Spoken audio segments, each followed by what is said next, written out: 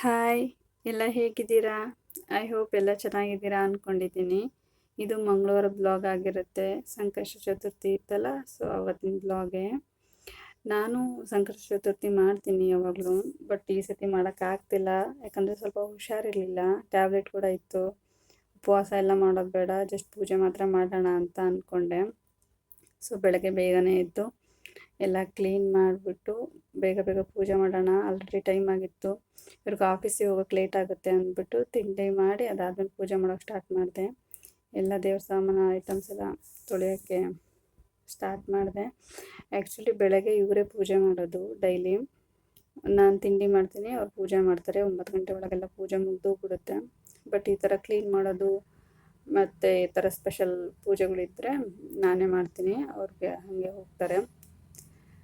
ನಾನು ಇವತ್ತು ಕ್ಲೀನ್ ಮಾಡಲಿಕ್ಕೆ ಯಾವಾಗಲೂ ಸಬೀನಾ ಪೌಡರು ಆ ಥರ ಏನಾದರೂ ಇದ್ದರೆ ಯೂಸ್ ಮಾಡ್ತೀನಿ. ಬಟ್ ಹುಣಸೆಹಣ್ಣು ಇತ್ತು, ಅಂದರೆ ಹುಣಸೆಹಣ್ಣು ಕ್ಲೀನ್ ಮಾಡಿ ಪೌಡ್ರ್ ಇರುತ್ತಲ್ಲ, ಹುಣಸೆಹಣ್ಣೆಲ್ಲ ಬಡ್ದಾಗೆ ಪುಡಿ ಸಿಗುತ್ತಲ್ಲ, ಅದನ್ನು ಬಿಸಾಕೋಕ್ಕೆ ಹೋಗಲ್ಲ. ಅದನ್ನು ಇಟ್ಕೊಂಡು ಸ್ವಲ್ಪ ನೀರು ಉಪ್ಪು ಹಾಕಿದರೆ ಅದು ಚೆನ್ನಾಗಾಗುತ್ತೆ. ಆ್ಯಕ್ಚುಲಿ ಹುಣಸೆಹಣ್ಣಿಗಿಂತನೂ ಚೆನ್ನಾಗಿ ಕ್ಲೀನ್ ಆಗುತ್ತೆ ತಾಮ್ರದ ಐಟಮ್ಸು ಆ ಥರ ಎಲ್ಲ. ಅದನ್ನು ಹಾಕಿ ಕ್ಲೀನ್ ಮಾಡಿದೆ ಇವತ್ತು. ಬೆಳಗ್ಗೆ ಇವ್ರು ಆಫೀಸಿಗೆ ಹೋಗೋಷ್ರೊಳಗೆ ಯಾವಾಗಲೂ ಪೂಜೆ ಆಗಿರುತ್ತೆ. ಯಾವಾಗಾದರೂ ಒಂದು ದಿವಸ ಆಗಿಲ್ಲ ಅಂತಂದರೆ ಒಂಥರ ಅನಿಸ್ತಿರುತ್ತೆ, ಅದೇನೋ ಒಂಥರ ಮನಸ್ಸಿಗೆ. ಡೈಲಿ ಬೆಳಗ್ಗೆ ಪೂಜೆ ಮಾಡಿ ರೂಢಿ ಆಗಿರೋದ್ರಿಂದ ಒಂದು ದಿವಸ ಲೇಟ್ ಆದ್ರೂ ಇಷ್ಟನೇ ಆಗಲ್ಲ, ಮನೆ ಒಂಥರ ಲಕ್ಷಣನೇ ಅನಿಸಲ್ಲ. ಮತ್ತು ನೀವು ಹೇಗೆ ಮಾಡಿದ್ರಿ ಸಂಕಷ್ಟ ಚತುರ್ಥಿನ? ತುಂಬ ಜನ ಫೋಟೋ ಹಾಕಿದ್ದು ನಾನು ನೋಡಿದೆ. ಇವತ್ತು ಟಿಫನ್ಗೆ ಪೆಪ್ಪರ್ ಗಾರ್ಲಿಕ್ ರೈಸ್ ಅಂತ ಮಾಡಿದ್ದೆ, ತುಂಬ ಚೆನ್ನಾಗಿ. ಗುಡ್ ಮಾರ್ನಿಂಗ್ ಹೇಳಿ. ನೀಟಾಗಿ ಹೇಳು. ಇವನು ನೈಟ್ ಮಲಗಲ್ಲ, ಬೆಳಗ್ಗೆ ಎದ್ದೇಳಲ್ಲ ಅನ್ನೋ ಪರಿಸ್ಥಿತಿ ಆಗೋಗಿದೆ. ನೈಟ್ 12 ಗಂಟೆ 1 ಗಂಟೆ ಆದರೂ ಮಲಗಲ್ಲ ಗೈಸ್. ಬೆಳಗ್ಗೆ 9 ಆದ್ರೂ ಎದ್ದೇಳಲ್ಲ. ಅವನ್ನೇ ಬಿಟ್ಬಿಟ್ರೆ ಅವ್ನು 10, 10:30, 11 ಗಂಟೆಗೆ ಎದ್ದೇಳೋದು. ಅವರಪ್ಪ ಆಫೀಸ್ಗೆ ಹೋಗ್ತಾರೆ ಅಂದು ನಾವೇ ಎಬ್ಬಿಸ್ಕೊಂಡಿರ್ತೀವಿ. ನಮಗೆ ಸರಿಯಾಗಿ ನಿದ್ದೆನೇ ಆಗಲ್ಲ. ನೈಟ್ ಮಲಗೋದು ಲೇಟು, ಬೆಳಗ್ಗೆ ಎದ್ದೇಳೋಕ್ಕೆ ಆಗಲ್ಲ, ಕಣ್ಬಿಡೋಕ್ಕೆ ಆಗಲ್ಲ, ಹಂಗಾಗ್ಬಿಡುತ್ತೆ. ಸೊ ದೇವ್ರ ಸಾಮಾನ ಎಲ್ಲ ಕ್ಲೀನ್ ಮಾಡಿಕೊಂಡೆ. ನೆಕ್ಸ್ಟ್ ಇದೊಂದು ಟಿಪ್ಸ್ ಅಂದ್ಕೊಳ್ಳಿ, ಏನಾದರೂ ಅಂದ್ಕೊಳ್ಳಿ, ಗೊತ್ತಿರುತ್ತೇನೋ ಗೊತ್ತಿಲ್ಲ. ಕಾಯಿಗೆ 2 ದಿನಕ್ಕೆ ಒಂದ್ಸತಿ ನೀರು ಹಾಕ್ತಾ ಹೋಗಿ. ಅಂದರೆ ನೀರು ಬತ್ತಿ ಎಲೆ ಒಣಗುತ್ತಲ್ಲ, ಸೊ ಅದಾಗಲ್ಲ. ನಂದು ಆಲ್ರೆಡಿ 20 ಡೇಸ್ ಆಗಿದೆ, ಎಲೆ ಒಂದು ಸ್ವಲ್ಪ ಕೂಡ ಒಣಗಿಲ್ಲ. ನೆಕ್ಸ್ಟು ಗರ್ಗೆ ತರೋಣ ಅಂತ ಟೆರೆಸ್ಗೆ ಹೋಗಿದ್ದೆ. ನಾನೇ ಗರ್ಗೆನ ಮೇಲೆ ಬಾಟಲ್ ಹಾಕ್ಕೊಂಡಿದ್ದೀನಿ, ಈ ಥರ ಪೂಜೆಗೆಲ್ಲ ಬೇಕಾಗುತ್ತೆ ಅಂತ ಅಂದು. ಬಟ್ ಊರಿಗೆ ಹೋಗಿರೋದ್ರಿಂದ ನೀರು ಹಾಕ್ತೆ, ಅದು ಆಲ್ರೆಡಿ ಒಣಗೋಗಿತ್ತು. ಬಟ್ ಸ್ವಲ್ಪ ಚಿಗುರಿತ್ತು, ಸತ್ತೋಗಲ್ಲ ಅದು ಗರ್ಗೆ, ಗೊತ್ತಿರುತ್ತಲ್ಲ ನಿಮಗೆ. ಸೊ 21 ಗರ್ಗೆ ಬೇಕಲ್ಲ ಗಣೇಶನಿಗೆ. ನಾನು ಪೂಜೆ ಮಾಡೋದು ಹೇಗೆ ಅಂದರೆ, ರಂಗೋಲಿ ಹಾಕಿ ಅದ್ರ ಮೇಲೆ ಒಂದು ಎಲೆ ಇಟ್ಬಿಟ್ಟು ಅರಿಶಿನ ಬರುತ್ತಲ್ಲ, ಸೊ ಅರಿಶಿನದಲ್ಲಿ ಗಣೇಶನ ಮಾಡಿ ಇಟ್ಟು ಪೂಜೆ ಮಾಡ್ತೀನಿ. ಯಾಕಂದರೆ ನನ್ನ ಹತ್ರ ವಿಗ್ರಹಗಳು ಯಾವುದೂ ಇಲ್ಲ, ಫೋಟೋ ಇರೋದು. ಫೋಟೋ ತೊಕ್ಕೆ ಮಾಡೋಕ್ಕೆ ಅಷ್ಟು ಮನಸ್ಸು ಬರಲ್ಲ, ಸೊ ಅದಕ್ಕೆ ಈ ಥರ ಮಾಡ್ತೀನಿ. ಆ ಕಡೆ ಈ ಕಡೆ 2 ಹಂತೆ ಇಟ್ಟು ಪೂಜೆ ಮಾಡ್ತೀನಿ, ಚೆನ್ನಾಗಿರುತ್ತೆ ಆ ಥರ ಪೂಜೆ ಮಾಡೋದು. ಇವರು ಹೊರಟರು, ಆಲ್ರೆಡಿ ಟೈಮ್ ಆಯಿತು, ಪೂಜೆ ಆಗಲ್ಲ ಅಂತ ಅಂದ್ಬಿಟ್ಟು ಇವರು ಹೊರಟರು. ಅಶ್ವಿನ ಡೈಲಿ ಬಾಯಿ ಮಾಡಲೇಬೇಕು ಆಚೆ ಬಂದು.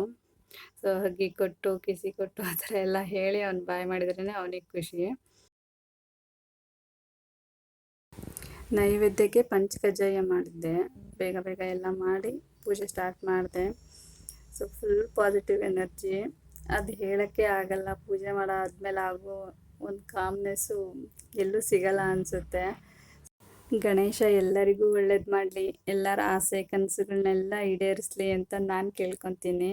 ಪೂಜೆ ಮಾತ್ರ ಚೆನ್ನಾಗಾಯಿತು, ಒಂಥರ ನೆಮ್ಮದಿ ಫೀಲ್ ಆಯಿತು. ಉಪವಾಸ ಮಾಡೋಕ್ಕಾಗಲಿಲ್ಲ ಅಂತ ಸ್ವಲ್ಪ ಬೇಜಾರು ಕೂಡ ಆಯಿತು. ಮಮ್ಮ ಯಾರು ಮಾಡಿದ್ದು?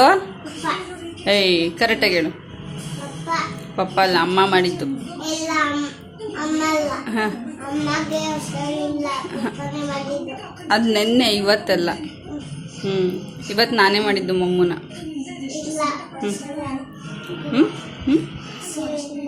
ಹೌದು, ಮಮ್ಮು ಚೆನ್ನಾಗಿತ್ತಾ? ನೋ, ಎಗ್ ರೈಸ್ ಅಲ್ಲ ಅದು, ಅದು ಪೆಪ್ಪರ್ ರೈಸ್ ಅಂತ. ಎಗ್ ರೈಸ್ ಥರ ಇತ್ತಾ? ಹಾಂ, ಎಗ್ ರೈಸ್ ಏನ? ಹೆಂಗೆ ಮಾಡೋದು ಎಗ್ ರೈಸ್ನ?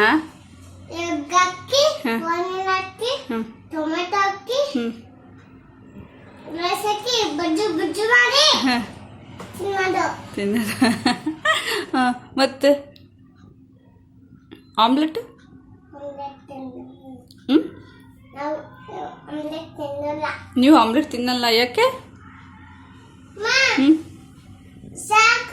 ಹ್ಞೂ ಸರಿ ಬಾಯ್ ಮಾಡು ಹ್ಞೂ ಏನು ಹೇಳಬೇಕು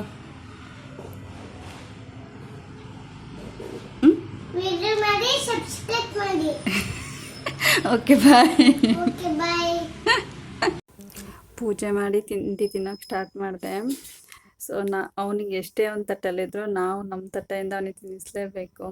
ಆ್ಯಂಡ್ ಅವ್ನು ಕೂಡ ಅಷ್ಟೇ ಅವನ ಪ್ಲೇಟಿಂದ ನಮಗೆ ತಿನ್ನಿಸ್ತಾನೆ ಇಬ್ಬರಿಗೂ. ಅದೊಂಥರ ಚೆನ್ನಾಗಿರುತ್ತಲ್ಲ, ನಾವು ಕೊಡೋ ಪ್ರೀತಿಗಿಂತ ಅವ್ರು ನಮಗೆ ಕೊಡೋ ಪ್ರೀತಿ ತುಂಬಾ ಪ್ರೀಶಿಯಸ್ ಅನಿಸುತ್ತೆ.